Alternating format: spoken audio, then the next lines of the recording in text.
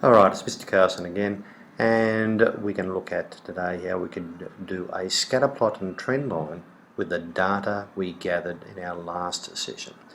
Now, if you keep in mind, it was about a repeat and repeat of an experiment and then forming an average and seeing what actually it looks like.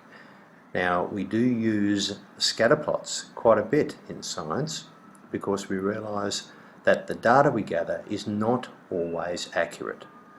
We know it's in the region of the real or true number, but it's not quite there because we might make mistakes with our measurement or the equipment might be a little bit faulty. So let's go and have a look and see what we've got.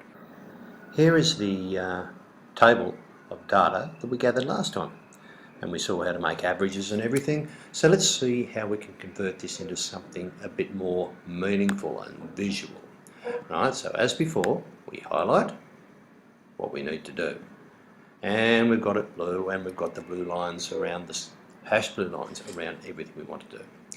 So if I go up to Insert and then go down to Chart, and we look at the type of charts, we see there is a scatter plot.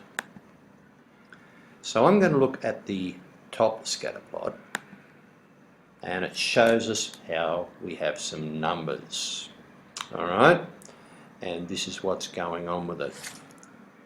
So now we have to go through and do the same thing we did before and customize it.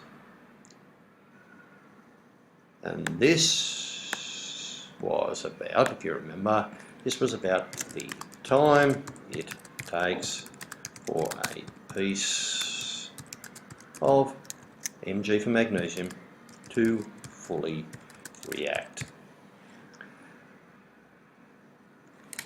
in different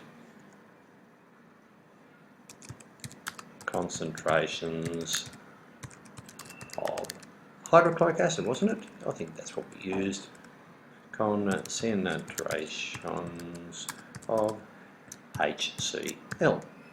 Oops. Let's edit that before it goes any further and see how it looks. Oops.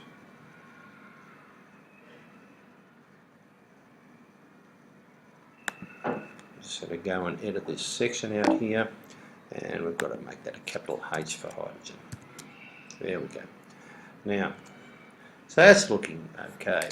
Now then, if we go down and look at what we've got below, we should see that we have a legend. We're quite okay to leave that there, but let's look at the axes.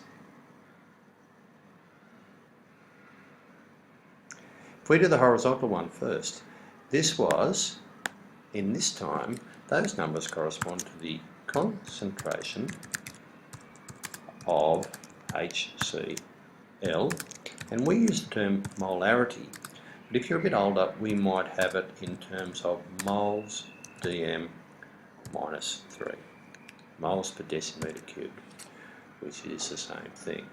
Alright, then if we go up here and do the vertical axis, this was time in seconds. And if we do that and put it in, and that shows us our points, but it doesn't actually show us our graph. So what we do is we go right down to the bottom of our summary, our customizing section, and there's a lovely little section there called trend line. So let's look at what it would look like if we thought they were all a straight line. Now the blue line there doesn't show out all that well, does it? It doesn't go near too many of the points. Now that's the key to remember. The line does not have to go through all the points, it has to go near them. But linear doesn't quite look all that well. So let's have a look at one of the other options. How about we try exponential? That's looking much better. So I think we might leave it like that, and then we might insert it. And that means we're happy with our results, and they look like that. Now then it's a simple matter to copy this into, copy and paste this into your report, and that's finished. Now we'll have to go through some more of these uses of Excel or spreadsheets a bit later on, but that'll do us today.